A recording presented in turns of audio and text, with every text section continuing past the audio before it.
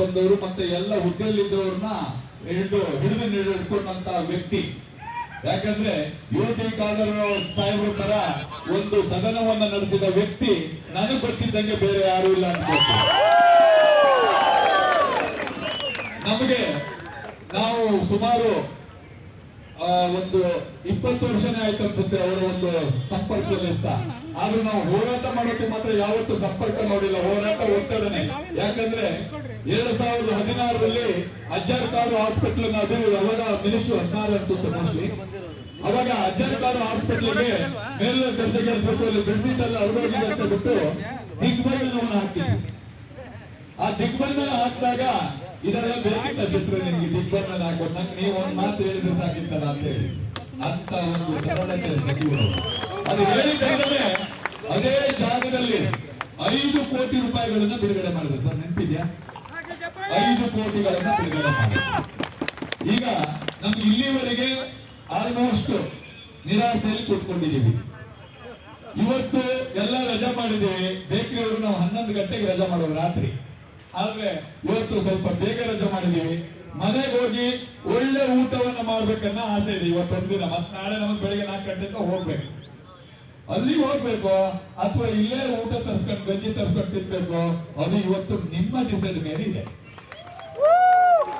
ನಮಗೆ ಏನಾಗಿದೆ ಅಂದ್ರೆ ಇಷ್ಟು ಜನ ಬಂದಿದ್ದಾರಲ್ಲ, ಬೆಳಗ್ಗೆ 8 ಗಂಟೆಯಿಂದ ಇದಕ್ಕಿಂತ ಇನ್ನೂ ಒಂದು 2,000 ಜನ ಸ್ವಲ್ಪ ತುರ್ತು ಪರಿಸ್ಥಿತಿಯಲ್ಲೆಲ್ಲ ಹೊರಟೋಗಿದ್ದಾರೆ. ಇದಕ್ಕಿಂತ ಜಾಸ್ತಿ ಜನ ಇದ್ರು, ಇದೆಲ್ಲ ಫುಲ್ ಆಗೋಗ್ಬಿಟ್ಟಿದೆ.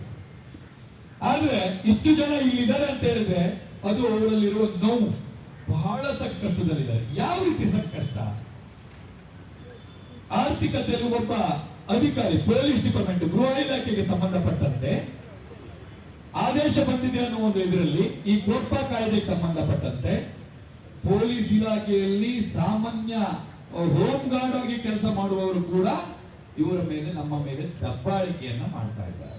ದಬ್ಬಾಳಿಕೆ ಅಂದ್ರೆ ಅದೇ ಮೇಲ್ನವರ ಆದೇಶ ಅಂತ ಮಾಡ್ತಾ ಇದ್ದಾರೆ. ಅವರು ಕೇಸ್ ಮೇಲೆ ಕೇಸ್ ಆಗ್ತಾ ಇದ್ದಾರೆ.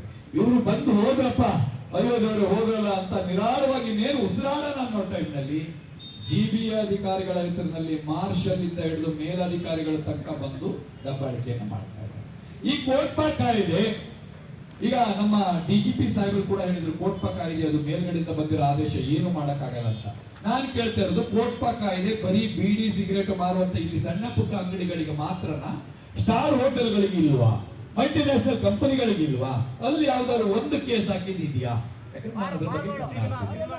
ಸಿನಿಮಾ ಥಿಯೇಟರ್ ಅಲ್ಲಿ ಇದೆಯಾ? ಯಾಕೆ ನಮ್ಮ ಹೈಕೋರ್ಟ್ ಅಲ್ಲಿ ಇದೆಯಾ? ಹೈಕೋರ್ಟ್ ನಲ್ಲಿ ಇಷ್ಟಿಷ್ಟಿದೆ ಸೇರ್ಪಟ್ಟಿಗಿರೋದು. ಈ ರೀತಿ ಆಗ್ತಿದೆ. ಆದರೆ ನಮ್ಮ ಸಣ್ಣ ಉದ್ದಿಮೆದಾರರನ್ನೇ ಯಾಕೆ ಟಾರ್ಗೆಟ್ ಮಾಡ್ತಾರೆ? ಮತ್ತೆ ಪ್ಲಾಸ್ಟಿಕ್ ನಿಷೇಧ ಅಂತ ಇದೆ ಗುರುಗಳೇ. ಪ್ಲಾಸ್ಟಿಕ್ ನಿಷೇಧ ಅಂತ ಹೇಳಿದವರು ಪ್ಲಾಸ್ಟಿಕ್ ಕಂಪನಿಗಳು ಇನ್ನೂ ಕೆಲಸ ಮಾಡ್ತಾ ಇದೆ. ಫ್ಯಾಕ್ಟರಿಗಳು ಯಾರು ನಮ್ಮ ಈ ಜಿಬಿಎ ವ್ಯಾಪ್ತಿಯಲ್ಲಿ ಕರ್ತವ್ಯ ನಿರ್ವಹಿಸ್ತಾ ಇದೆ. ಅದೇ ಪ್ಲಾಸ್ಟಿಕ್ ಗಳನ್ನ ಹೋಲ್ಸೇಲ್ ಅಂಗಡಿ ಕೊಡ್ತಾರೆ, ನಮ್ಮವ್ರಿಗೆ ಗೊತ್ತಾಗಲ್ಲ, ಹೋಗೋದು ಪ್ಯಾಕೆಟ್ ತರ್ತಾರೆ. ಯಾಕಂದ್ರೆ ಅದನ್ನ ಫ್ರೀ ಆಗಿ ಕೊಡುವಂಥದ್ದು, ಹಾಲು ಬಿಲ್ ಹಾಕೊಳ್ಳಿ. ನಾನು ಹೇಳೋದೇನು, ನಮ್ಮ ಮೇಲೆ ನೀವು ಬರೆ ಹಾಕೋದಕ್ಕಿಂತ ಫ್ಯಾಕ್ಟರಿ ಬಂದ್ ಮಾಡಿ, ಆ ಹೋಲ್ಸೇಲ್ ಇರೋದನ್ನ ಬಂದ್ ಮಾಡಿ, ಸಿಗರೇಟ್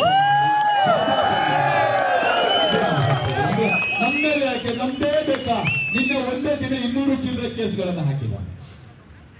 200 ಚಿಲ್ಲರೆ, ಕೋಟ್ಯಾಂತರ ರೂಪಾಯಿ. ಅದು ಒಬ್ರು ಹಾಕಿದ್ರು ಪರವಾಗಿ, ಒಬ್ರು ಬಂದ ನಂತರ ಒಬ್ರು, ಒಬ್ರ ನಂತರ ಒಬ್ರು ಅದಾಗ್ತದೆ. ಮತ್ತೆ ಕಳ್ಳಕಾಕರು ಬಂದಾಗ, ಏನಾದ್ರು ಕಳ್ತನ ಆಯ್ತು ಅಂತ ಸ್ಟೇಷನ್ ಗಳಿಗೆ ಹೋದಾಗ ತಕ್ಷಣ FIR ಆಗ್ತಾ ಇದೆ.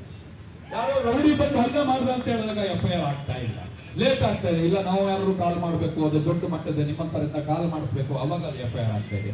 ತಕ್ಷಣ ಅವ್ರ ಮೇಲೆ ಕ್ರಮ ಆಗ್ಬೇಕು. ಈಗ ಆರೋಗ್ಯ ಇಲಾಖೆ